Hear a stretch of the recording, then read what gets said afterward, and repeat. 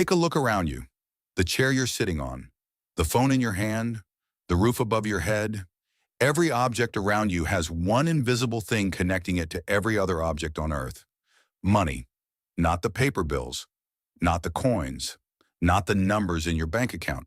The idea itself, the agreement that a piece of paper, a number on a screen, or a metal coin has value. Now imagine something impossible. Imagine humanity never invented money. Not that money suddenly disappears tomorrow.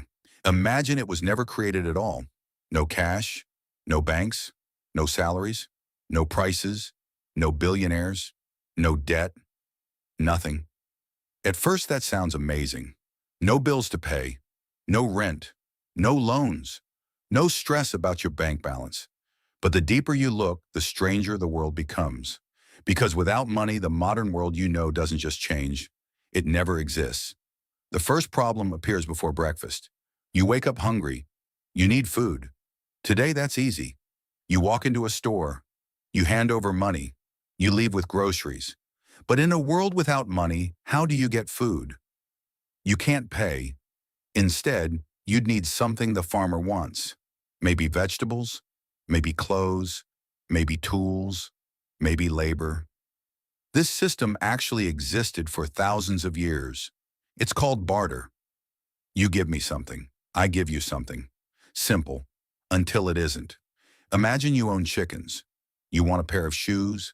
The shoemaker doesn't want chickens, he wants fish.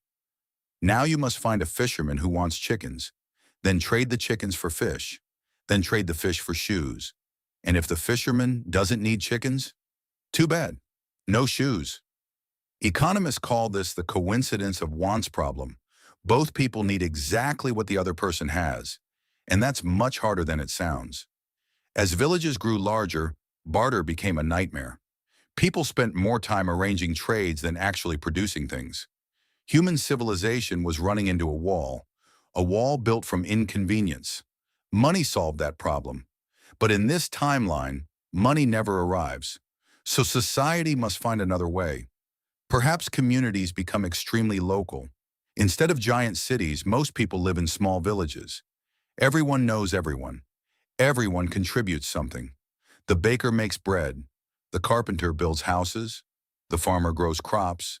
And people exchange services directly. It sounds peaceful, even beautiful, until you realize what is missing: specialization. The reason modern life exists is because billions of strangers cooperate. The person who designed your smartphone never met the miner who extracted the metals. The miner never met the engineer who built the factory. The factory worker never met the truck driver. Yet somehow they all work together. Money allows strangers to cooperate. Without it, cooperation becomes much smaller. And so does progress. Your village might survive, but could it build a skyscraper? Could it launch a satellite? Could it create the internet? Probably not. The bigger society gets, the harder barter becomes. And eventually humanity would face a difficult choice: invent something that behaves like money, or stay technologically limited forever. History suggests people always choose the first option, because even when societies didn't have official money, they kept inventing things that acted like it. Ancient people used shells, salt, animal skins, grain, tea bricks, large stone discs. In some places, giant carved stones weighing several tons represented wealth.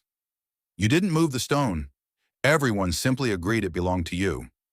Which sounds ridiculous, until you realize modern bank accounts work almost exactly the same way. Most of your money isn't physical. It's just numbers people agree belong to you.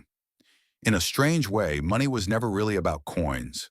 It was about trust. And trust might be the most powerful invention humanity ever created. Without trust, no stranger would trade with another stranger. Without trust, businesses couldn't exist. Without trust, entire economies collapse. Money is trust made visible. Remove it and civilization begins shrinking. Slowly at first, then dramatically. Think about your job. What do you actually do? Maybe you're a teacher, an engineer, a nurse, a programmer, a driver. Whatever it is, would people directly trade for your service every day? Some would, many wouldn't. Without money, millions of professions suddenly become difficult to justify. Entire industries disappear. Stock markets vanish. Banks never exist. Insurance companies never appear. Advertising becomes almost meaningless. Even professional sports look completely different. Who pays athletes? Who builds stadiums? Who funds tournaments? Most likely, they never become global phenomena. The world grows smaller, much smaller. Travel changes too. Today, you can board a plane and cross oceans, but airplanes require enormous supply chains. Thousands of companies, millions of workers, countless transactions. Without money, organizing something that complex becomes nearly impossible. The average person might spend their entire life within a few hundred kilometers of where they were born. For most of history, that's exactly how people lived. The world felt enormous, not because it was larger, because reaching another place was much harder. Then something unexpected happens. Some problems actually get better. Consumerism nearly disappears. People stop buying things they don't need. Fast fashion never exists.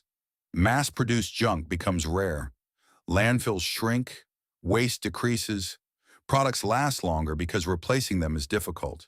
The planet might become cleaner, not because humans suddenly become wise, because constant consumption is much harder without a universal medium of exchange. But every advantage comes with a cost. Medical progress slows dramatically. Scientific research becomes harder. Space exploration may never happen. The technologies that save millions of lives arrive centuries later. The trade-off is brutal. A simpler world, but a poorer one. A cleaner world, but a less advanced one. And then there is power, because if money never exists, something else takes its place. Humans have always found ways to measure status. If not money, perhaps land. If not land, perhaps influence. If not influence, perhaps access to resources. The wealthy might disappear, but inequality probably doesn't. History is full of kings who lived like gods long before modern money existed. Power existed first. Money simply became one of its tools. So even in this alternate world, some people still control more than others. Some still have advantages. Some still make decisions for everyone else. The game changes. The players do not. And that leads to the strangest realization of all. Money is not actually the thing we chase. Think about it. Nobody truly wants pieces of paper. Nobody dreams about numbers in a bank account. What people want is what money can become: food, safety, freedom, experiences, comfort, time. Money is merely a bridge between desire and reality, a shortcut that allows billions of people to cooperate without knowing one another. Without that shortcut, humanity doesn't stop wanting those things. The path simply becomes much longer, much harder, and much less efficient, which raises an uncomfortable question. If money is imaginary, why does it have so much power over our lives? Because almost everything humans build is imaginary. Countries are imaginary. Laws are imaginary. Corporations are imaginary. Borders are imaginary. They exist because billions of people collectively agree they exist. Money belongs to that same category, a shared belief, one of the most successful shared beliefs ever created. And perhaps that is the real story. The story isn't about money, it's about cooperation. A wolf can hunt with a pack, an ant can work with a colony, but humans can cooperate with millions of strangers. We can build cities, power grids, hospitals, airplanes, and entire nations because we believe in systems that exist only in our minds. Money just happens to be one of the most powerful of those systems. So imagine one last time that humanity never invented it. No wallets, no banks, no salaries, no billionaires, no prices. At first it sounds like freedom. Then you notice the missing roads, the missing factories, the missing hospitals, the missing technology, the missing world. The truth is that money didn't create civilization by itself. People did. Money simply became the language that allowed billions of strangers to work together.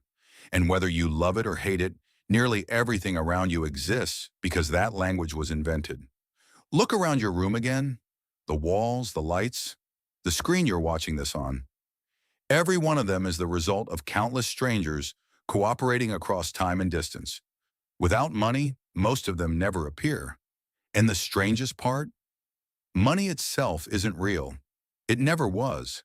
It's a story so powerful that it reshaped the entire planet. And for better or worse, every single one of us is living inside it.